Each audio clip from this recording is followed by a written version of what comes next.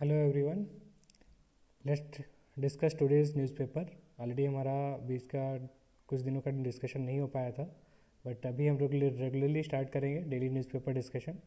तो जो भी आपके कंसर्न हो, किसी टॉपिक से रिलेटेड आपको कुछ समझ नहीं आता है या फिर कोई एक्स्ट्रा टॉपिक्स पे आप समझना चाहते हो, कोई भी चीज़ आपको है, आप कमेंट सेक्शन में मुझे बताइए। मैं आपके लिए उसके एक्स्ट्रा वीडियोज़ बना के आपको डिटेल में बता दूँगा, ठीक है। तो आज का डिस्कस करते हैं। मैं एडिटोरियल पेज से स्टार्ट करूँगा आज का, कि आपका जो इम्पोर्टेंट न्यूज़ आई हैं उसको पूरा डिटेल में डिस्कस करेंगे। और इसके अलावा आपका कुछ एक्स्ट्रा न्यूज़ वगैरह रहेगी जो भी आपके फ्रंट पेज वगैरह पे डिफरेंट रीजन पे रहेंगी, उसको मैं ब्रीफली आपको एक्सप्लेन कर दूंगा। जो एडिटोरियल पेज है उसको एक्सटेंसली डिस्कस करेंगे, ठीक है। और आपको कभी भी कोई भी डिस्कशन में दिक्कत हो रही है, कुछ समझ नहीं आ रहा है, तो आप मुझे कमेंट सेक्शन में बताइए, मैं आपको पूरा प्रॉपरली एक्सप्लेन करूँगा उस चीज़ को। तो डिस्कस करते हैं टुडेज न्यूज़पेपर। टुडे न्यूज़पेपर में जो आर्टिकल्स आए हैं उसमें जो प्राइवेसी को लेकर दो आर्टिकल है। टर्म्स ऑफ प्राइवेसी, आपके जो स्पेशली जो गवर्नमेंट ने बिल लेके आ रही है पर्सनल डाटा प्रोटेक्शन बिल के लिए, उससे रिलेटेड ये आया है। और दूसरा एक आर्टिकल और आया है इससे रिलेटेड, वो आया है आपका आइडिया पेज पे, द पैनोप्टिक कॉन सिटी, ठीक है। ये आपके हैदराबाद सिटीज़ के बारे में बताया। दोनों को एक साथ डिस्कस करेंगे, आपको मैं बताऊंगा कि इस तरीके से दोनों में प्राइवेसी को इंक्लूड किया गया है, ठीक है। तो जो इसको पहले डिस्कस करते हैं कि हैदराबाद सिटी में अभी क्या हो रहा है। इन्होंने बताया कि हैदराबाद सिटी में अभी लगभग 6 लाख से ज़्यादा कैमरेज लग चुके हैं, 6 लाख से ज़्यादा सीसीटीवी कैमराज लग चुके हैं। और वहाँ पे जो पुलिस होती है किसी को भी पकड़ के उनसे उनकी फ़ोटो खींचती है, उनके बायोमेट्रिक्स लेती है, फेस का बायोमेट्रिक्स लेती है, फेस रिकग्निशन एप्लीकेशन वहाँ पे बहुत ज़्यादा चल रहा है। जो गवर्नमेंट ने अभी कमांड सेंटर इस्टेब्लिश किया है, कमांड एंड कंट्रोल सेंटर, उसमें ये सारी चीज़ें आपकी चल रही हैं, जहाँ पे गवर्नमेंट इतने सारे कैमरास का जो डाटा है उसको रिकग्नाइज करेगी और लोगों का फेशियल रिकग्निशन भी करेगी और लोगों का जो मूवमेंट है उसको पूरा मैपिंग कर सकती है और आइडेंटिफाई कर सकती है कौन क्या चल रहा है। इसकी वजह से क्या होगा कि जो लोग हैं उनकी प्राइवेसी बहुत ज़्यादा इफेक्ट करेगी। आप पब्लिक प्लेसेस में जहाँ पे भी 6 लाख से ज़्यादा कैमरे लग चुके हैं, वहाँ पे आपका हर एक मूवमेंट चेक किया जाएगा, गवर्नमेंट हर एक मूवमेंट देख सकती है। तो इसकी बहुत सारी एक्टिविटीज़ जो हैं, जैसे अपोजिशन को रोकना, या फिर जो पुलिस होगी वो किसी को भी हरास कर सकती है, किसी के साथ अपनी पर्सनली दुश्मनी निकाल सकती है, जिसकी वजह से लोगों की प्राइवेसी बहुत ज़्यादा हर्ट होगी, ठीक है। ये गवर्नमेंट जो एक्शंस लो हो रहे हैं हैदराबाद में, just to make sure that कि वो सिक्योर सिटी है, बट सिक्योरिटी के रेस्पेक्ट में हम लोग प्राइवेसी को हर्ट नहीं कर सकते। प्राइवेटी और सिक्योरिटी दोनों साथ साथ में चलनी चाहिए, अलग अलग नहीं चलनी चाहिए, ठीक है। तो यहाँ पे उन्होंने बोला कि जिस तरीके से वहाँ पे हैदराबाद में सिक्योरिटी को प्रमोट करने के लिए एक्शंस लिए जा रहे हैं, वो डायरेक्टली आपके प्राइवेसी को हर्ट कर रहे हैं। लोगों को जो पब्लिक लाइफ है वो उसको हर्ट करेगा, उसमें अफेक्ट करेगा। इवन साइकोलॉजिकल बेसिस पे उनकी मैपिंग करके गवर्नमेंट किसी को भी टारगेट कर सकती है, किसी को भी अफेक्ट कर सकती है। इसको हैंडल करने के लिए personal data protection law bill जो आया था 2019 में, अभी उसकी स्क्रूटनी हुई है, उसको हम लोग फर्स्ट आर्टिकल में डिस्कस करेंगे। वो लाने की ज़रूरत है, उसमें एक्सटेंसली डिस्कस करने की ज़रूरत है कि राइट टू प्राइवेसी को सिक्योर किया जाए। जो पुत्ता स्वामी केस में सुप्रीम कोर्ट ने बोला था कि right to privacy is fundamental right under article 21, ठीक है। तो ये इंश्योर करने के लिए हमें ज़रूरी है कि आपका जो ये पर्सनल डाटा प्रोटेक्शन बिल जो लाया गया था उसको प्रॉपरली जल्दी से इम्प्लीमेंट किया जाए और उसमें ये सारे मेजर्स लिए जाएँ कि आपकी राइट टू प्राइवेसी सिक्योर की जाए, ठीक है। तो यही आपके इस आर्टिकल में बताया है कि किस तरीके से सिक्योरिटी और सेफ्टी के नाम पे आपकी प्राइवेसी को हर्ट किया जाता है। There is always a trade off between safety, security and privacy. ये ट्रेड ऑफ बहुत ज़रूरी है कि प्रॉपर तरीके से लोगों के कंसर्न को मेंटेन किया जाए। अगर रिसेंटली अगर आप देखोगे पिगासस वाला जो केस हुआ था, इसमें जो आपके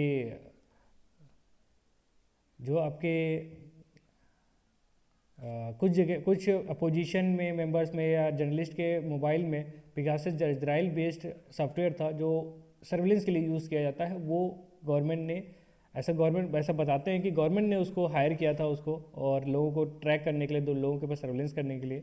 और वो लोग देखते थे कि ये लोग क्या करना चाहते हैं। एक तरीके से अपोजिशन को दबाने के लिए, जर्नलिस्ट के जर्नलिज्म को दबाने के लिए, उनके राइट टू फ्रीडम को आपका स्पीच को, राइट टू स्पीच को दबाने के लिए ऐसा किया गया था, ताकि वो लोग ट्रैक कर सके कि ये लोग ऐसा कुछ एक्टिविटीज़ तो नहीं कर रहे हैं जो गवर्नमेंट को हार्म कर सकती है। This is directly affecting the democracy in our India, क्योंकि डेमोक्रेसी में आपका राइट टू स्पीच आपकी फंडामेंटल राइट होता है और आपका डिसेंट नोट आपको क्लियरली पता होना चाहिए। आप बोल सकते हो, कोई भी आपको उसमें रोकना नहीं होना चाहिए, ठीक है। तो इसलिए ज़रूरी होता है आपका। तो पिगासस वाला केस था, इसलिए उसको काफ़ी हाईलाइट किया गया था कि पिगासस के थ्रू गवर्नमेंट अपने अपोजिशन को ख़त्म करना चाहती है, जर्नलिस्ट को दबाना चाहती है। तो ऐसे ही वो राइट टू प्राइवेसी के अगेंस्ट पे भी था, क्योंकि लोगों की पब्लिक प्राइवेट लाइफ है कि आप अपने मोबाइल में क्या देखते हो क्या नहीं देखते हो, गवर्नमेंट उसमें चेक नहीं करनी चाहिए आपके मोबाइल में क्या चल रहा है क्या नहीं चल रहा है, that is your private life. इसीलिए आपका जो इन टू एंड डिस्क्रिप्शन आता है आजकल चैट में करने के लिए, ठीक है। अभी जो गवर्नमेंट नया लॉ लेके आ रही है पर्सनल डाटा प्रोटेक्शन बिल 2019 में, उसकी एक कमेटी बनी थी, जॉइंट कमेटी बनी थी पार्लियामेंट की, जिसमें लोकसभा राज्यसभा दोनों के मेंबर थे। उन्होंने अभी रिकमेंडेशन दिया है, ठीक है। वो रिकमेंडेशन जो दिया है उसमें जो ऐड किए जाएंगे उस बिल में वो इम्पॉर्टेंट है। उसमें जो दो इम्पॉर्टेंट है जिसके लेकर सभी लोगों ने कंसर्न दिखाया है, उसके मेंबर्स के कुछ अपोजिशन मेंबर्स ने कंसर्न दिखाया है, वो बहुत इंपॉर्टेंट हो जाते हैं, क्योंकि वो दिखा रहे हैं कि लॉ में कुछ ना कुछ फॉल्ट है। वो कौन सा सेक्शन है? सेक्शन 35 एंड सेक्शन 12, ठीक है। ये सेक्शन 35 और सेक्शन 12 में क्या है? सेक्शन 35 बोलता है कि government national and public interest में किसी भी एजेंसी को, किसी भी आपकी जो एजेंसी है, कोई भी एजेंसी आपकी, चाहे आईबी हो, चाहे रॉ हो, चाहे आपकी एनआईए हो, इस किसी भी एजेंसी को ऐसी पावर दे सकती है जिसकी वजह से इस लेजिस्लेशन में जितने भी प्रोविज़न है वो उस पर अप्लाई नहीं होंगे। मतलब वो पूरी तरीके से आपके डाटा को, पर्सनल डाटा को यूज़ कर सकते हैं, सर्विलेंस के लिए यूज़ कर सकती है for national and public interest. और नेशनल पब्लिक इंटरेस्ट इतने बड़े वाइडर टर्म है जिसपे कोई भी चीज़ आ सकती है। कहीं पे भी एक अटैक हुआ, कहीं पे भी थोड़ा सा भी अटैक हुआ, उसके लिए वो पूरे ऑल ओवर इंडिया के किसी भी पर्सन का डाटा निकाल के उसको यूज़ कर सकते हैं। इवन अगर ऐसी पावर आती है तो कभी भी एनआईए किसी को भी फ्रेम कर सकती है उसके डाटा को यूज़ करके। तो इसकी वजह से बहुत ही ज़्यादा राइट टू प्राइवेसी आपकी हर्ट होएगी, और जो आपके पर्सनल डाटा है उसका मिसयूज़ बहुत ज़्यादा गवर्नमेंट कर सकती है अपने बेनिफिट के लिए, अपने को प्रमोट करने के लिए, अपोजिशन को डाउन करने के लिए भी कर सकती है, और किसी भी डिसेंटर को साइलेंस करने के लिए भी यूज़ कर सकती है, ठीक है। सेम चीज़ आपके सेक्शन 12 में भी है। सेक्शन 12 में भी बोलती है कि गवर्नमेंट को एग्जेम्पशन होगा इस लॉ से। इसमें मतलब उसको इंडिविजुअल अप्रूवल की ज़रूरत नहीं पड़ेगी गवर्नमेंट को, जब उसको यूज़ करना है आपका डाटा को किसी पर्पज़ के लिए यूज़ करना है तो गवर्नमेंट को एग्जेम्पशन मिल जाएगा। वो विदाउट कंसर्न डाटा को कलेक्ट कर सकती है और उसको यूज़ कर सकती है। This is definitely a problem, क्योंकि गवर्नमेंट अगर डाटा को अपने बेनिफिट के लिए यूज़ करने लगी तो सिटीजन्स को वो पूरी तरीके से कंट्रोल करने की कोशिश करेगी फॉर देयर ओन बेनिफिट, क्योंकि हर साल उनको इलेक्शन लड़ना होता है। अगर सिटीजन्स को कंट्रोल कर लिया तो इलेक्शन आप इजीली जीत सकते हो, ठीक है। तो हमारी डेमोक्रेसी को डायरेक्टली थ्रेट होता है। तो इन्होंने बोला कि विदाउट कंसेंट अगर गवर्नमेंट डाटा को कलेक्ट कर रही है, उसको यूज़ कर रही है, तो डेफिनेटली ये एक कंसर्न की बात है जिसको देखने की ज़रूरत है। तो इन्होंने जो आपके कांग्रेस और बीजेडी के लोग थे जो उसमें पार्लियामेंट कमेटी के मेंबर थे, उन्होंने बोला कि ये दो सेक्शंस पे हमें कंसर्न है, इन दो कंसर्न को आपको रिजॉल्व करना चाहिए। जैसे उन्होंने बोला है कि जो आपका अप्रूवल देगी, मतलब एजेंसी को अप्रूवल देगी कि कोई नेशनल इंटरेस्ट या पब्लिक इंटरेस्ट के लिए उसको एग्जामिशन मिलेगा, तो ये अप्रूवल सिर्फ गवर्नमेंट की तरफ से नहीं आना चाहिए, इसको पार्लियामेंट बोले, ठीक है। सेफ गार्ड हो ताकि पार्लियामेंट चेक करके बोले कि हाँ क्या उसकी होनी चाहिए कि नहीं होनी चाहिए। सेम चीज़ आपका ये अप्रूवल के लिए हो कि government personal data without consent कहीं पे भी कलेक्ट कर सकती है, ये अप्रूवल भी पार्लियामेंट से आए, जिसकी वजह से पार्लियामेंट एक अकाउंटेबल रहेगी, वो गवर्नमेंट को अकाउंटेबल बनाएगी कि ये डाटा का मिसयूज़ ना हो, डाटा उस पर्पज़ के लिए यूज़ हो जिस पर्पज़ के लिए इसको कलेक्ट किया जा रहा है, ठीक है। इसके अलावा इस डाटा प्रोटेक्शन बिल में क्या क्या चीज़ें इंक्लूड की गई थी? पहली चीज़ उन्होंने इंक्लूड की गई थी कि सिर्फ पर्सनल डाटा नहीं, नॉन पर्सनल डाटा को भी इंक्लूड किया जाएगा इस बिल के अंदर में, क्योंकि ऐसा देखा गया है कि कभी कभी हम लोग आइडेंटिफिकेशन में डिफ़िकल्टीज आती है पर्सनल और नॉन पर्सनल डाटा, और नॉन पर्सनल डाटा का कितना यूज़ हो सकता है, उसका कहाँ तक यूज़ हो सकता है, और कौन companies, private, government without consent use करेगी, कैसे करेगी, इसको हैंडल करना बहुत डिफिकल्ट है। क्योंकि अगर नॉन प्राइवेट, जिसको हम बोल रहे हैं नॉन पर्सनल डाटा, उसकी वजह से पर्सनल इन्फॉर्मेशन भी आपकी जा सकती है, ठीक है। तो इसको टैकल करने के लिए उन्होंने बोला कि क्यों आइडेंटिफिकेशन करना है, आइडेंटिफिकेशन रखेंगे बट दोनों भी लॉ के अंडर में रखेंगे, personal and non personal data, और उनको दोनों को रेगुलेट करेंगे। पर्सनल डाटा को थोड़ा स्ट्रिंजेंट वे में करेंगे और नॉन पर्सनल डाटा को ज़्यादा स्ट्रिंजेंट वे में नहीं करेंगे, ठीक है। नेक्स्ट उन्होंने बोला है कि सिर्फ सॉफ्टवेयर से जो डाटा कलेक्शन हो रहा है उनको नहीं, जो इलेक्ट्रॉनिक हार्डवेयर से जो डाटा कलेक्शन हो रहा है उसको भी इस लॉ में इंक्लूड किया है। दिस इज गुड थिंग, क्योंकि एक कम्प्रीहेंसिव जब डाटा कलेक्शन, डाटा पॉलिसी हमारी जो आ रही है, जिस तरीके से हमारे यहाँ डाटा कलेक्शन हर एक जगह से होता है सॉफ्टवेयर हार्डवेयर के थ्रू, अगर कम्प्रीहेंसिव उसको इंक्लूड नहीं किया जाएगा तो डेफिनेटली हमारी राइट टू प्राइवेसी पूरी तरीके से सिक्योर नहीं होगी। इसके अलावा इस बिल में उन्होंने सोशल जो जॉइंट कमेटी ने जो रिकमेंडेशन दी, हम उसकी बात कर रहे हैं, पहले जो बिल में सिर्फ पर्सनल डाटा की बात की थी, उन्होंने सिर्फ बोला है कि नॉन पर्सनल डाटा भी इंक्लूड करिए, और जो हार्डवेयर है, इलेक्ट्रॉनिक हार्डवेयर से जो डाटा कलेक्शन होता है उसको भी इंक्लूड कीजिए इसमें। और इसके अलावा जो सोशल मीडिया इंटरमीडिएटरीज हैं उनको सोशल मीडिया प्लेटफॉर्म बनाइए और उनको भी पूरा का पूरा इसके अंडर में आइए, क्योंकि उसके में भी पूरा पर्सनल डाटा आपका रहता है जिसको मिसयूज़ किया जा सकता है। ठीक है, तो आपका पर्सनल डाटा भी इसमें आना चाहिए। तो यहाँ पे इस आर्टिकल में आपको पता चलता है कि जो आपकी जॉइंट कमिटीज़ होती हैं उनका क्या रोल होता है, किस तरीके से वो बिल को स्क्रूटनाइज कर सकती हैं, करती हैं, और रिकमेंडेशन जो होती हैं फेवर में आती है पब्लिक के।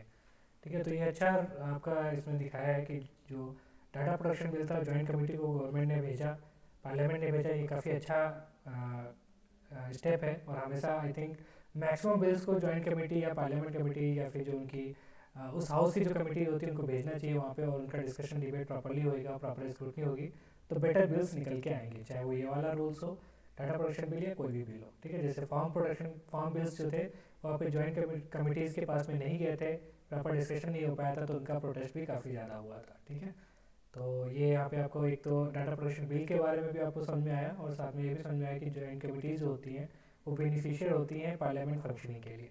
ठीक है, नेक्स्ट आर्टिकल में आते हैं, प्रिंस एट आईआईटी। यह भी रिसेंट एक इशू हुआ था कि एक पर्सन था जिसका नाम था प्रिंस, वो 17 ईयर दलित स्टूडेंट था, उसने आईआईटी क्रैक किया था और उसको एडमिशन लेना था। एडमिशन की फ़ीस भरने से एक दिन पहले उसने ट्राई किया और उसका क्रेडिट कार्ड जो है टेक्निकल ग्लिच की वजह से उसकी फ़ीस सबमिट नहीं हो पाई टाइम से, जिसकी वजह से उसका कैंडिडेचर कैंसिल कर दिया आपके आईआईटी के अथॉरिटीज़ ने। इसके लिए इसके अगेंस्ट पे बॉम्बे हाई कोर्ट गया, वहाँ से उसकी प्ली डिसमिस कर दी गई, सुप्रीम कोर्ट के पास गया। सुप्रीम कोर्ट ने ये बोला कि सिर्फ टेक्निकल ग्लिच की वजह से किसी को अगर आप पूरा बंद कर देते हो, उसकी कैंडिडेचर खत्म कर देते हो, उसकी सीट्स आप बंद कर देते हो, खत्म कर देते हो, देयर इट्स नॉट गुड। उन्होंने ऑर्डर दिया आईटी अथॉरिटीज़ को विदिन 48 आवर्स में आपको उसको अंदर लेना है, मतलब उसको सीट देनी है, उसको प्रोवाइड करानी है एजुकेशन। तो ये काफ़ी अच्छा स्टेप है, और ये आप यहाँ पे देखना पड़ेगा कि कंप्लीट जस्टिस करने के लिए उन्होंने आर्टिकल 142 को इन्वोक किया। आर्टिकल 142 आपकी स्पेशल पावर है सुप्रीम कोर्ट की, जिसके थ्रू वो कोई भी ऑर्डर पास कर सकते हैं किसी के लिए भी, टू मेक श्योर कि जस्टिस उसको मिले। तो ये बहुत ही सुप्रीम पावर है जो गवर्नमेंट को प्रोवाइड करती है उसको। ठीक है, तो कंप्लीट जस्टिस करने के लिए सुप्रीम कोर्ट आर्टिकल 142 इन्वोक कर सकती है, उसके थ्रू वो कोई भी ऑर्डर पास करती है किसी को भी कंप्लीट जस्टिस करने के लिए। तो यहाँ पे भी उन्होंने आर्टिकल 142 इन्वोक किया है। ठीक है, तो यहाँ पे आपका आता है कि आईआईटी का जो अथॉरिटीज़ थी वो और भी काम कर सकती थी, जैसे उसका फीस टाइमली नहीं आया था तो उसको लेट पेमेंट के लिए कर सकते थे, डिले पेमेंट के लिए कर सकते थे विद एक्स्ट्रा फाइन, कि थोड़ा सा फाइन लगा दिया और उसको डिले पेमेंट के लिए अलाउ कर सकते थे। ठीक है, या कोई दूसरा ऑप्शन बोल सकते थे कि आप जब वहाँ पे आते हो एंट्री करने के लिए तो आपको प्रोवाइड कराया जाएगा। इसके अलावा वो ऑप्शन प्रोवाइड करा सकते थे कि जब भी वो आएगा तो कैश पेमेंट कर देगा। तो ये ऑप्शन प्रोवाइड कराने की वजह से भी उसको ईजिली हो जाता, ऑनलाइन ट्रांजेक्शन करने में दिक्कत हुई थी। तो इस तरीके से अगर किसी को डिनाई करते हैं तो it's not good thing, authorities को इसका कंसल्ट करना चाहिए और देखना चाहिए कि जब भी ऐसे कोई इश्यूज़ होते हैं तो उसको प्रॉपरली हैंडल करें। अब सोचिए यहाँ पे सुप्रीम कोर्ट को इंटरवेंशन करना पड़ा, वो सोचिए कि वहाँ तक उसको जाना पड़ेगा, अपनी सीट के लिए फाइट करनी पड़ी, जबकि उसने खुद सीट वो की थी, उसने अपनी मेरिट सिस्टम के थ्रू उसको दिखाया था कि वो डिजर्व करता है उस सीट को। ठीक है, तो अथॉरिटीज़ को प्रॉपर इसको हैंडल करना चाहिए। डिफरेंट क्लासरूम, ये आपके एसर की जो रिपोर्ट आई है उससे रिलेटेड ही है। इसी में आपका जो एसर के जो आपकी फाइंडिंग्स थी जो हमने ऑलरेडी डिस्कस किया रखे हैं आर्टिकल्स में, उसी को उन्होंने डिस्कस किया है। उसके लिए उन्होंने जो मेन बताया कि जो आपके गवर्नमेंट स्कूल्स में इनरोलमेंट इंक्रीज़ हुआ है उसके पीछे रीज़न क्या है। पहला तो रीज़न आपको पता ही है कि इनकम जो है वो लॉस हुआ है, इनकम लोगों की कम हुई है, और आगे की इकोनॉमिक ट्रबल्स आगे भी ना रहें इसके लिए उस डिसरप्शन को कम करने के लिए भी उन्होंने गवर्नमेंट स्कूल्स को प्रेफर किया है। इसके अलावा बहुत सारे जो छोटे छोटे प्राइवेट स्कूल्स थे वो बंद हो गए। जो प्राइवेट स्कूल्स बंद हो गए तो जाहिर सी बात है उसमें जो बच्चे पढ़ते थे उनके पास इतनी कैपेसिटी नहीं थी पेरेंट्स के पास में कि वो बड़े प्राइवेट स्कूल्स में रख सके, तो इसके लिए वो गवर्नमेंट स्कूल्स में रख रहे हैं। ठीक है, इसके अलावा जो बहुत गवर्नमेंट ने भी, स्टेट गवर्नमेंट ने भी बहुत सारे एफर्ट्स डाले थे बच्चों को वापस इंक्लूड करने के लिए, तो उनके एफर्ट्स की वजह से भी काफ़ी बेनिफिट हुआ है और जो बच्चे हैं वो वापस इंक्रीज हुए हैं, आपके एजुकेशन सिस्टम में आए हैं। ठीक है, बट यहाँ पे कुछ चीज़ें हैं जो अभी एजुकेशन सिस्टम को अच्छा बनाने के लिए हमें नीडेड है। पहला तो जो बच्चे हैं कुछ जैसे क्लास फर्स्ट और क्लास सेकंड में जो बच्चे हैं वो अभी तक स्कूल का चेहरा भी नहीं देखा है उन्होंने, स्कूल कभी गए ही नहीं। तो जाहिर सी बात जब वो स्कूल में अभी एंट्री करेंगे तो उनके लिए क्लास 1 और 2 का जो पीछे रह गया उसको भी ब्रीज करना पड़ेगा, और ह्यूमन इंटरेक्शन किस तरीके से होता है, क्योंकि 2 साल उनके चले गए जो उनका माइंड का डेवलपमेंट हुआ है, टीचर के साथ इंटरेक्शन नहीं हुआ है, ऑनलाइन एजुकेशन सिर्फ हुई है जिसकी वजह से उनका डिफरेंट टाइप का अभी सिनारियो हुआ है। उसके बाद में जब क्लास 3 में डायरेक्टली स्कूल जाएंगे तो डिफरेंट टाइप का रहेगा। तो इसकी वजह से हमें उनको ब्रिज कोर्सेज देने पड़ेंगे, उनकी जो एज के हिसाब से उनका जो डेवलपमेंट हुआ है उसमें जो लैकिंग रह गई है उसको प्रोवाइड कराने की जरूरत पड़ेगी। सिमिलरली जो बच्चे क्लास 3 में थे वो आज क्लास 5 में पहुंच गए, तो 2 साल की वजह से उनका जो माइंड का डेवलपमेंट हुआ है उसमें जो वीकनेसेस रह गई है, जो उतना पर्सनालिटी डेवलपमेंट नहीं हो पाया है क्लास ना जाने की वजह से, उसको भी हमें यहाँ पे कवर अप करना पड़ेगा। ये उन्होंने बोला कि गवर्नमेंट को उसमें स्पेशल मेजर्स लेना चाहिए, सिर्फ एज बेस्ड करिकुलम के बेसिस पे नहीं कराना चाहिए, ग्रेड बेस्ड करिकुलम या एज बेस्ड करिकुलम नहीं है कि आप ग्रेड 5 में पहुंच गए हो तो जो आपका कोर्स है सिर्फ वही पढ़ाया जाएगा। आपको ऑलरेडी हमने देखा है कि जो आपके बच्चे ग्रेड 3 से ग्रेड 5 में डायरेक्टली स्कूल जा रहे हैं, बीच में 2 साल उनका ऑनलाइन क्लासेस चली हैं, तो डेफिनेटली उनके बहुत सारे गैप्स रह गए होंगे जिनको फिल करने की ज़रूरत है। तो उसके लिए सिर्फ ग्रेड बेस्ड लेवल जो करिकुलम है उस पर ना फोकस करके अगर टीचर्स को प्रॉपर ट्रेनिंग प्रोवाइड करा के उनको जो जहाँ पे जो कमी रह गई है वो ब्रिज कोर्सेज अगर प्रोवाइड कराएंगे तो ज़्यादा बेटर रिजल्ट हमें देखने को मिलेगा, उतना अच्छा आउटकम आगे मिलेगा, हमारा एजुकेशन सिस्टम प्रॉपरली उन सब चीज़ों को टैकल कर पाएगा जो अभी बच्चे हैंडल नहीं कर पाएंगे आगे चल के। इसके लिए हमें क्या है, प्रॉब्लम सॉल्विंग स्किल्स प्रोवाइड कराने चाहिए और एक दूसरे की हेल्प के लिए क्लासरूम में प्रोवाइड कराना चाहिए, ताकि बच्चे एक दूसरे से हेल्प करेंगे तो एक दूसरे से सीखेंगे, जो ऑनलाइन क्लासेस में काफ़ी ज़्यादा मिसिंग था। ठीक है, इसके लिए प्रॉब्लम सॉल्विंग स्किल्स प्रोवाइड करानी चाहिए बच्चों के अंदर में, इसके टीचर्स को प्रॉपर ट्रेनिंग प्रोवाइड की जा सकती है इस चीज़ को।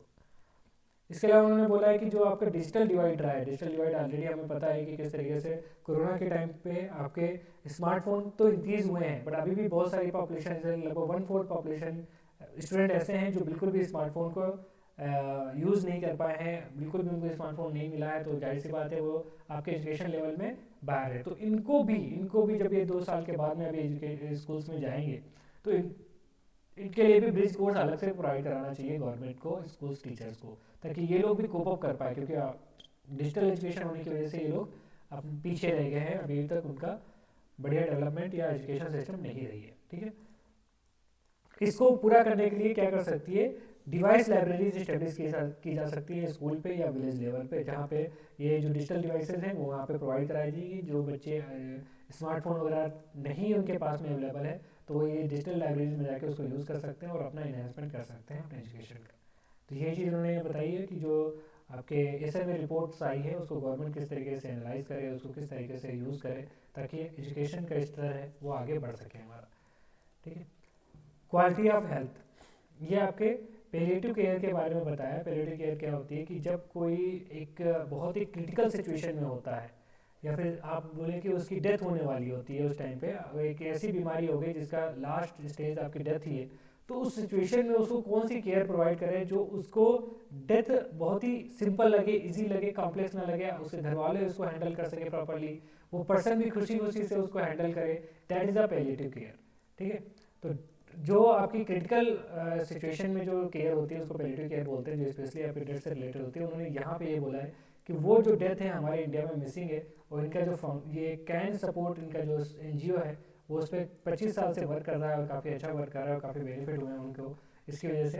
तो इंडिया में इसमें पेलिएटिव केयर में बहुत सारे इश्यूज हैं, करके पहले तो इसको एज ए केयर एक्सेप्ट नहीं किया था, जब मेडिकल फील्ड में इसको उतना ज़्यादा एक्सेप्टेंस नहीं है, जबकि इसकी एक्सेप्टेंस होनी चाहिए, क्योंकि हमारे यहाँ पे जो नॉन कम्युनिकेटिव डिजीजेज हैं जिसकी वजह से डेथ जो है वो काफ़ी इंक्रीज हो रही है, जो पता तो नहीं चलती, कंटीजियस नहीं होती है, बट वो अंदर ही अंदर होती है, जिसमें आपका एग्जाम्पल है कैंसर। ठीक है, तो उसके लिए आपका बहुत इंपॉर्टेंट हो जाता है पेलिएटिव केयर। ठीक है, आपके जो हार्ट डिजीज होती हैं जिसकी वजह से बहुत लोगों की डेथ होती है, तो वो भी आपका इंपॉर्टेंट है पेलिएटिव केयर के अंडर में हैंडल करने के लिए। तो ये आपके एक बेटर लाइफ प्रोवाइड कराता है, बेटर इवन डेथ भी डिग्निफाइड डेथ प्रोवाइड कराता है, ताकि वो पर्सन उतना ज़्यादा परेशान ना हो। ठीक है, तो इसीलिए हमको रोल बताया कि ये आपका सोसाइटी में इसका होना चाहिए और इसकी एक्सेप्टेंस होनी चाहिए और सारे मेडिकल फील्ड वाले लोग इसको प्रमोट करना चाहिए। ठीक है, मिनिमम सपोर्ट प्राइस, ये आई थिंक बहुत ही कंटीजियस इशू है और इसको लेकर अभी भी आपका प्रोटेस्ट जो है कंटिन्यू है। फार्म बिल तो गवर्नमेंट ने हटा दिए, बट एमएसपी को लेकर अभी भी फार्मर्स जो है प्रोटेस्ट कर रहे हैं कि एमएसपी को लीगलाइज किया जाए। ठीक है, तो जो आपके यहाँ पे एग्रीकल्चर सेक्टर को हम डिटेल में समझते हैं कि एग्रीकल्चर सेक्टर में क्या इश्यूज हैं जिसकी वजह से हमें एमएसपी की नीड पड़ रही है, और एमएसपी हमारा अभी तक गवर्नमेंट उसके लिए नहीं कर सकती, और फार्मर्स को क्यों नीड पड़ रही है कि हमें एमएसपी मिलना चाहिए, इसके क्या अल्टरनेटिव्स हैं, किसको अगर एमएसपी को हटाते हैं तो हमारे क्या अल्टरनेटिव्स हैं, क्या इसको हटाया जा सकता है या हटाना चाहिए। ठीक है, तो इसके बेनिफिट्स और नुकसान हम पूरा डिटेल में डिस्कस करेंगे।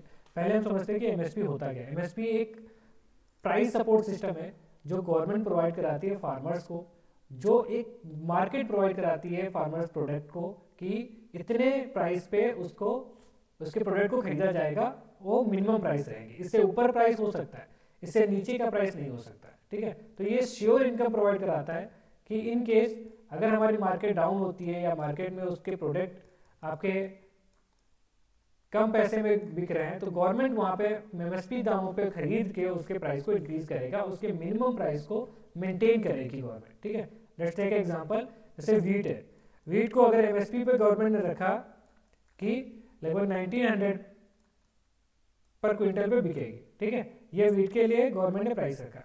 अब ये 1900 गवर्नमेंट खरीदने के लिए रेडी है, तो प्राइवेट जो भी है इंस्टीट्यूशन है, प्राइवेट जो भी वो है आपका ट्रेडर है, उसको इस 1900 से ऊपर ही खरीदना पड़ेगा, क्योंकि 1900 पे तो गवर्नमेंट को लेना ही लेना है, और वो गवर्नमेंट कभी मना नहीं कर सकती 1900 से 1900 रुपीज़ देने के लिए, कोई भी वीट को मना नहीं कर सकता, जितना भी फार्मर्स लेके आएंगे सब उसको खरीदना पड़ेगा। ठीक है, इससे क्या होगा, जो प्राइवेट ओनर्स होते हैं, ट्रेडर्स होते हैं, वो इससे ज़्यादा प्राइस देंगे तभी फार्मर्स उनके पास नहीं जाएंगे। द आइडिया इज दैट कि मिनिमम सपोर्ट से वो मिनिमम प्राइस मेंटेन रहेगा। बट प्रॉब्लम क्या है एमएसपी पे, जिसकी वजह से एमएसपी उतना इफेक्टिव कुछ ही स्टेट्स में है, सभी स्टेट्स में नहीं है। सबसे पहले आपने खुद देखा होगा कि आसपास में भी अभी वीट का जो एमएसपी गवर्नमेंट डिसाइड करती है, उस एमएसपी पे आप बेचते नहीं हो। क्यों? क्योंकि बहुत सारे इंटरमीडिएटरीज होते हैं। आप मंडी में जाते हो, मंडी और आपके बीच में बहुत सारे इंटरमीडिएटरीज होते हैं। वो इंटरमीडिएटरीज क्या करते हैं कि गवर्नमेंट के जो प्राइस फिक्स होते हैं उससे कम दाम पे आपको खरीदते हैं और वहाँ पे बेचते हैं। आपके लिए फिजिबिलिटी ये होती है, फार्मर्स के लिए फिजिबिलिटी ये होती है, क्योंकि घर से वो सारे ये जो प्रोडक्ट होते हैं वो लेके चले जाते हैं, वीट है, राइस है, सब कुछ है, घर से लेके जाते हैं। दूसरा, श्योर्ड इनकम मिल जाती है, तुरंत इनकम मिल जाती है, तुरंत कैश तुरंत दे देते हैं। ठीक है, एमएसपी पे अगर गवर्नमेंट को बेचती है तो उनको टाइम लगता है उनके पास में पैसे आने में, और काफ़ी उसमें आपको मेहनत भी करनी पड़ती है, मंडी में ले जाना पड़ता है सारा सब कुछ, फिर वहाँ पे बेचना पड़ता है। तो इसकी वजह से फार्मर्स होते हैं इनको ज़्यादा प्रेफर करते हैं, जो आपके इंटरमीडिएटरीज होते हैं। इनको डिफरेंट डिफरेंट जगह पे डिफरेंट डिफरेंट नाम से जाना जाता है, तो वो आप अपने स्टेट्स में देखिए कि यार किस नाम से बोला जाता है। आपके पंजाब में अरतियाज नाम से बोला जाता है। ठीक है, पंजाब हरियाणा में, और डिफरेंट स्टेट्स में डिफरेंट बोला जाता है। ठीक है, तो एमएसपी का पहला तो ये होता है कि एमएसपी खुद ही इंश्योर नहीं करता है कि मिनिमम प्राइस इतना मिलेगा, क्योंकि हमने देखा ऑलरेडी इंटरमीडिएटरीज की वजह से एमएसपी से भी लो दाम पे ही आपका मार्केटिंग हो रही है उस प्रोडक्ट की। तो डेफिनेटली एमएसपी इंश्योर नहीं करता कि उतना प्राइस आपके फार्मर्स को मिलेगा। एमएसपी से जो मैक्सिमम बेनिफिट है वो आपके इंटरमीडिएटरीज को जा रहे हैं, फार्मर्स को नहीं जा रहे हैं। फार्मर्स की इनकम भी में उतनी ज़्यादा एगमेंटेशन नहीं हुआ है एमएसपी की वजह से। ठीक है, दूसरा एमएसपी में क्या होता है कि एमएसपी मिनिमम होने की वजह से मार्केट डिस्टॉर्शन होता है। आपके जो प्रोडक्ट हैं वो फार्मर्स को इनकम बढ़ाने के लिए जो कंज्यूमर होते हैं उनको प्रोडक्ट महंगे पड़ते हैं। ठीक है, क्योंकि अभी गवर्नमेंट ने फिक्स कर दिया कि 1900 है, तो 1900 से कम तो जाएगा नहीं, तो कंज्यूमर है उसको 1900 से ऊपर ही का खरीदना पड़ेगा।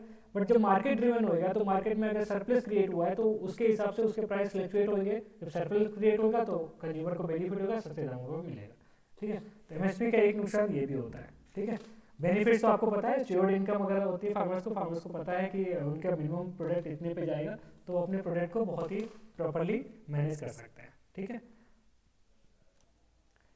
दूसरा जो नुकसान है एमएसपी का, क्योंकि एमएसपी जो होती है वीट और राइस पे गवर्नमेंट ज़्यादा देती है, तो पंजाब हरियाणा के लोग देखें तो वो लोग वीट और राइस को ज़्यादा प्रोड्यूस करते हैं, जो उनकी क्लाइमेट में सुटेबल नहीं है। राइस की वजह से उनका ग्राउंड वाटर का डिप्लीशन हो रहा है कंटिन्यूसली, सॉइल की फर्टिलिटी लॉस हो रही है क्योंकि बहुत ही ज़्यादा फर्टिलाइजर यूज़ कर रहे हैं, जिसकी वजह से उनका सॉइल में डिग्रेडेशन भी हो रहा है, सॉइल में इनफर्टिलिटी भी इंक्रीज हो रही है, और साथ में ग्राउंड वाटर भी डिक्रीज हो रहा है, उनका कंटिन्यूसली उसका लेवल डिक्रीज हो रहा है। तो एमएसपी की वजह से, एमएसपी उन पे वीट और राइस पे ज़्यादा मिलने की वजह से ही लोग वहाँ पे फार्मर्स जो हैं वो ज़्यादा प्रोड्यूस करते हैं वीट और राइस को। जो एमएसपी का एक डायरेक्टली नुकसान होता है कि आपकी जो इकोलॉजिकली हेल्थ है उस रीजन की वो अफेक्ट हो रही है। तो ये एक एमएसपी का एक और रीज़न है जिसकी वजह से एमएसपी उतना ज़्यादा फ्रूटफुल नहीं होता है। ठीक है, फिर भी लोग प्रोटेस्ट कर रहे हैं, क्यों? उनकी डिमांड है, क्योंकि एमएसपी की वजह से उनको डायरेक्टली इंश्योर हो रहा है। आपको जैसे एमएसपी का प्रॉपर इम्प्लीमेंटेशन की बात करें तो पंजाब हरियाणा में 2 स्टेट्स हैं जहाँ पे गवर्नमेंट सबसे ज़्यादा वीट और राइस प्रोक्योर करती है थ्रू एमएसपी, जिसकी वजह से फार्मर्स को वहाँ पे इनकम प्रॉपर्ली मिल जाती है। बट और स्टेट्स की बात करें, वहाँ पे एमएसपी का उतना फार्मर्स को बेनिफिट नहीं होता है। इसीलिए आपके जो मैक्सिमम फार्मर्स हैं वो आपके पंजाब हरियाणा के लोग हैं जो एमएसपी के लिए इतना ज़्यादा प्रोटेस्ट कर रहे हैं, क्योंकि उनको वहाँ पे डायरेक्टली बेनिफिट मिलता है एमएसपी की वजह से, और लोगों को कम मिल पाता है, उतना ज़्यादा मिल नहीं पाता। आपके जो स्पेशली एमएसपी का बेनिफिट जो होता है वो आपके बिग फार्मर्स जो है उनको मिलता है, जो लोअर फार्मर्स होते हैं वो नहीं होता है, क्योंकि उनके पास इतनी कैपेसिटी नहीं होती है कि अपने प्रोड्यूस को स्टोर करके रख सके और उनको प्रॉपर्ली ट्रांसपोर्ट कर सके। वो एक बार मंडी में जाता है तो बेच के ही आता है, जो छोटा किसान होता है वो रख नहीं सकता, वापस नहीं ला सकता। बट बड़े जो किसान होते हैं वो कर सकते हैं, वो इसकी स्टोरेज भी प्रॉपर्ली प्रोवाइड कराते हैं और वापस भी ला सकते हैं, क्योंकि उनके पास में कैपेसिटी ज़्यादा होती है। ठीक है, तो ये आपका एमएसपी से रिलेटेड इश्यूज हैं जो आपके इम्पोर्टेंट है समझने के लिए कि एमएसपी की किस तरीके से आपके फार्मर्स को बेनिफिट करता है। ठीक है, इसके अलावा एग्रीकल्चर में बहुत सारे प्रॉब्लम्स हैं। पहला तो एम्प्लॉयमेंट का एक इशू है। आपको पता है कि वो सिर्फ 18% पॉपुलेशन है और आपका 55% 18% जीडीपी में कंट्रीब्यूशन करते हैं और लगभग 42% डायरेक्टली उनमें एम्प्लॉयमेंट जनरेट होता है। 18% जीडीपी में कंट्रीब्यूशन है और एम्प्लॉयमेंट लगभग 42% पॉपुलेशन का उसमें है। ठीक है, तो एम्प्लॉयमेंट की वजह से भी 42% लोगों को एम्प्लॉयमेंट किया हुआ है। जाहिर सी बात 42% लोग सिर्फ 18% प्रोड्यूस कर रहे हैं, तो डेफिनेटली ये आपका दिखाता है कि आपका जो एम्प्लॉयमेंट है वो बहुत ही डिस्गाइज्ड एम्प्लॉयमेंट है। ये एम्प्लॉयमेंट तभी हो सकता है जो हमारी इंडस्ट्री और सर्विस सेक्टर में हम सफिशिएंट प्रोड्यूस करें। ठीक है, इसके अलावा जो आपका फर्टिलाइजर और पेस्टिसाइड्स का यूज़ होता है, केमिकल फर्टिलाइजर केमिकल पेस्टिसाइड, उसकी वजह से सॉइल को भी इफेक्ट है। उसके लिए हमें सस्टेनेबल डेवलपमेंट को प्रोड्यूस करने की ज़रूरत है। उसके लिए गवर्नमेंट ने जीरो बजट नेचुरल फार्मिंग को प्रमोट करने के लिए बात की है, ऑर्गेनिक फार्मिंग को प्रमोट करने की बात की है। ठीक है, कौन सा स्टेट है पहला स्टेट जो पूरा का पूरा ऑर्गेनिक बन गया, ये कमेंट सेक्शन में मुझे बताइए। कौन सा स्टेट है जो पूरा का पूरा, सबसे फर्स्ट स्टेट इंडिया का कौन सा है जो ऑर्गेनिक फार्मिंग में पूरा का पूरा ऑर्गेनाइज्ड हो गया है, ऑर्गेनिक फार्मिंग में आ गया है। ठीक है, तो ये आपका इंपॉर्टेंट पॉइंट है जो यहाँ पे बोला है। इसके साथ में हमें जो फार्मर्स हैं उनको स्किल प्रोवाइड कराना है, उनका नॉलेज एनहेंसमेंट करना है, उसके रिसोर्स पूल बनाने हैं ताकि वो दूसरी एक्टिविटीज़ में जो नॉन फार्मिंग एक्टिविटीज़ है उसमें इन्वॉल्व हो सके। इसके अलावा जो लो आपके इंडस्ट्रीज़ हैं वो डेवलप करनी चाहिए जो आपकी फार्मर्स को इनकम कर सकती हैं, इनकम प्रोवाइड कर सकती हैं, जैसे फूड प्रोसेसिंग इंडस्ट्री है, स्टील इंडस्ट्री है, जो उनको बेनिफिट प्रोवाइड करे। ठीक है, जो भी आपकी फूड प्रोसेसिंग इंडस्ट्रीज है वो आपको अगर डायरेक्टली फार्मर के साथ में टाई अप करके करती है तो उसकी वजह से फार्मर्स को डायरेक्टली इनकम मिल जाएगी, तो काफ़ी ज़्यादा बेनिफिट होएगा। ठीक है, इसमें सिर्फ इतना ही नहीं है, क्योंकि रूरल एरियाज में आपके फार्मर्स रहते हैं तो फार्मर्स को सिर्फ एग्रीकल्चर सेक्टर में हम इफेक्टिवनेस बनाने के लिए हम इंक्रीज़ करें, प्रोडक्टिविटी इंक्रीज़ करें, इनकम इंक्रीज़ करें, उतना ही सफिशिएंट नहीं है। हमें रूरल को, पूरे रूरल एरियाज़ को देखना पड़ेगा कि उसमें भी हमें सारी सर्विसेज और बेनिफिट प्रोवाइड कराएं फार्मर्स को, ताकि उनकी लाइफ बहुत ईजी हो सके एज़ कम्पेयर टू अदर जो आपके सर्विस सेक्टर में जो काम कर रहे होते हैं, डिफरेंट सेक्टर में जो काम कर रहे होते हैं उनके कंपेयर में। तो रूरल सेक्टर में भी हमको सारी एमिनिटीज़ और बेनिफिट्स प्रोवाइड करानी पड़ेगी गवर्नमेंट को, तभी फार्मर्स की हर तरीके से बेनिफिट होएगा, तभी उनकी लाइफ ईजी हो पाएगी। अदरवाइज वो एग्रीकल्चर में इतनी इनकम नहीं हो रही है अभी, डिस्गाइज एम्प्लॉयमेंट की वजह से उन पर प्रेशर भी काफ़ी ज़्यादा है, तो उतनी ज़्यादा इनकम होने के बाद में भी अगर वो उतना ज़्यादा ग्रो नहीं कर पाएंगे, उनकी अपॉर्चुनिटीज़ को भी प्रोवाइड कराना है तो रूरल सेक्टर पर भी हमें काफ़ी इफेक्टिव तरीके से काम करना पड़ेगा। इस आर्टिकल में इन्होंने यही बताने की कोशिश की है कि not only at the agriculture sector या फार्मिंग सेक्टर पर फोकस करने से हम फार्मर्स की इनकम, फार्मर्स की जो लाइफ है वो अजीब बना सकते हैं, जबकि इसको भी यूज़ करके रूरल सेक्टर पे भी हमें फोकस करना पड़ेगा। ठीक है, ये ऑलरेडी डिस्कस कर चुके हैं आर्टिकल।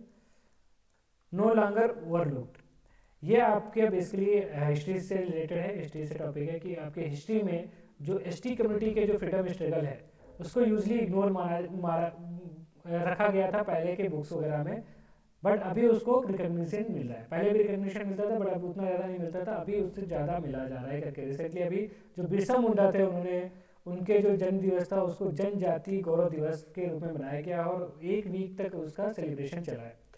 रिसेंटली वो बात कर रहे हैं, जैसे बहुत सारी जो आपकी एसटी कम्युनिटीज है जिन्होंने ब्रिटिश के अगेंस्ट में रिवोल्ट किया था, पहाड़िया, चुअर, कोल, भील, हो, मुंडा, संथाल, कोंड, कोया, कोली, रमोसी, कुकी, खासी, सिंपो, ये सारी आपके रिवोल्ट जो हैं आप हिस्ट्री में पढ़ोगे, आपके स्पेक्ट्रम में या फिर बिपिन चंद्रा की बुक्स में इनके बारे में डिटेल में आपको मिल जाएगा कि ये किस तरीके से रिवोल्ट किया था, उसमें कौन कौन से मेन लीडर थे और किस टाइम पे हुआ था, ये भी इंपॉर्टेंट है, ये आप इसमें देख सकते हो। ये सारे के सारे आपके ट्राइब से रिलेटेड है, सारे सारे ट्राइब्स का नाम है जिन्होंने रिवोल्ट किया था, ठीक है। तो ये ट्राइब्स जो है कि इनका रिकग्निशन के लिए अभी म्यूजियम भी बहुत जगह पे बनाए गए हैं। तो एक इन्होंने एक इंसिडेंट हुआ है करके जहाँ पे आपके जो आपके जनजातीय गौरव सॉरी जो आपके मानगढ़ हिल में मसाकर हुआ था, जिसको Jallianwala Bagh massacre of the वगद reason बोला जाता है, क्योंकि जिस तरह से जलियांवाला बाग में किया था कि 3 तरीके से वो घेर के वन साइड जो आउट एग्जिट था वहाँ पे खड़े होकर गोलियां मारी थी और 79 लोगों को मारा था ब्रिटिशर्स ने। वैसे ही सेम तरीके से यहाँ पे भी हुआ था मानगढ़ में, वहाँ पे 1500 भील्स ने सेक्रीफाइस की थी अपनी लाइफ। सेम तरीके से 3 जगह से उन्होंने घेर के रखा था और एक एग्जिट से उन्होंने डायरेक्टली काफ़ी ज़्यादा गोलियां चलाए थे 79 लोगों पे जो वहाँ पे प्रोटेस्ट करने के लिए आए थे। ना उनके पास कोई वेपन्स वगैरह नहीं थे, नॉन वायलेंट प्रोटेस्ट थी जिसको वो करने से प्रोटेस्ट करने आए थे ब्रिटिश फोर्स के अगेंस्ट में, वहाँ पे उन्होंने किया था। वो किसके अंदर में हुआ था? गोविंद गुरु के अंदर में हुआ था, ठीक है। तो ये एक रिकग्निशन है, उसको अभी म्यूजियम बनाया जा रहा है वहाँ पे ताकि उनका रिकग्निशन दिया जाए। इसके अलावा उन्होंने बताया कि आपके जो कम्युनिटी है, एसटी कम्युनिटी, वो ग्रो कर रही है, सेक्स रेशियो उनका काफ़ी अच्छा है और जो गवर्नमेंट का विजन है सबका साथ सबका विकास सबका विश्वास एंड सबका प्रयास, उसको फॉलो करते हुए एसटी कम्युनिटी को आगे बढ़ाया जा रहा है, ठीक है। तो this is for today's newspaper, जो इम्पोर्टेंट आर्टिकल हैं वो मैंने डिस्कस किया है।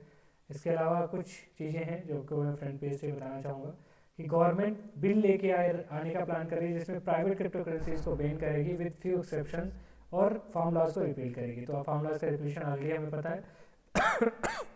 प्राइवेट क्रिप्टो करेंसी को जो एक्सेप्शन वाला पार्ट है ये काफ़ी अच्छा है कि प्राइवेट क्रिप्टो करेंसी को अगर बैन करती है तो it can create a problems and it can be benefit also, कि जो उसका फ्लक्चुएशन होता है उसको कंट्रोल कर सकते हैं, रेगुलेट कर सकते हैं। बट साथ में जो इसका क्रिप्टो करेंसी का जो अभी मेन फीचर है कि इसका कोई कंट्रोल नहीं है और काफ़ी ज़्यादा इसको यूजफुल है और मार्केट ड्रिवन है, तो वो उसका जो प्रिविलेज है वो खत्म हो जाएगा अगर इस तरीके से गवर्नमेंट बैन कर देती है। बट क्रिप्टो करेंसी को रेगुलेशन बहुत ज़रूरी है क्योंकि इसमें बहुत से लोगों की हार्ड एंड मनी जो है खत्म हो जाती है। जो आपके कम्युनिकेशन मिनिस्टर हैं अश्विनी वैष्णव, उन्होंने बोला है कि हम लोग 6G टेक्नोलॉजी लॉन्च कर देंगे 2023 एंड तक या 2024 तक। इट्स क्वाइट गुड, बट हम लोगों को ये भी ध्यान रखना है कि अभी तक 5G तो आई नहीं है, 6G की बातें हम लोग कर रहे हैं। 5G लॉन्च होने में अभी काफ़ी टाइम लग सकता है, बट फिर भी एक अच्छा है कि हम लोग प्रोग्रेस कर रहे हैं, अपना home grown 6G technology develop कर रहे हैं। इट्स क्वाइट गुड, ठीक है।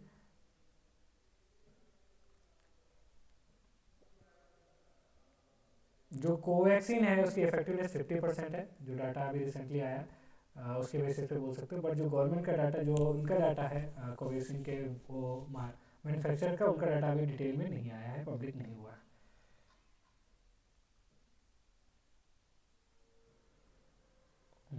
ये काफ़ी अच्छा है। सुप्रीम कोर्ट ने बोला everything can be criticised but the criticism should be constructive. ये बहुत अच्छी चीज़ है।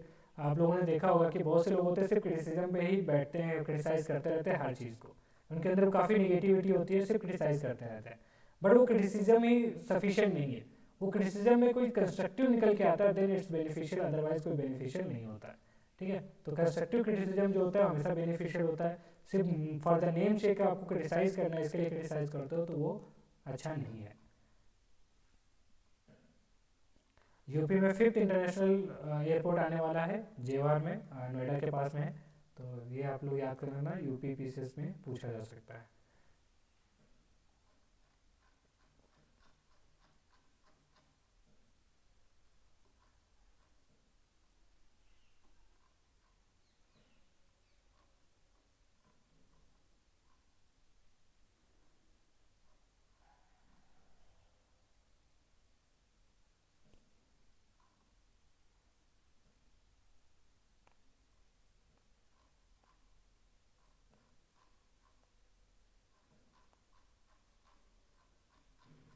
Yes, that's it for today. That is the important thing जो आपको मुझे न्यूज़ से रिलेटेड बतानी थी। इसके अलावा कोई भी न्यूज़ अगर आपको पढ़ी है, आपको समझ नहीं आती, आप मुझे कमेंट सेक्शन में बताइए, मैं उसका डिटेल में बता दूंगा, ठीक है। तो थैंक यू एवरीवन। कुछ भी आपको इश्यूज़ लगते हैं, कोई भी इश्यूज़ है जो आपको समझ नहीं आया है, आप मुझे बताइए, उसको डिटेल में मैं आपको एक्सप्लेन कर दूंगा एकदम अच्छे से। Thank you everyone.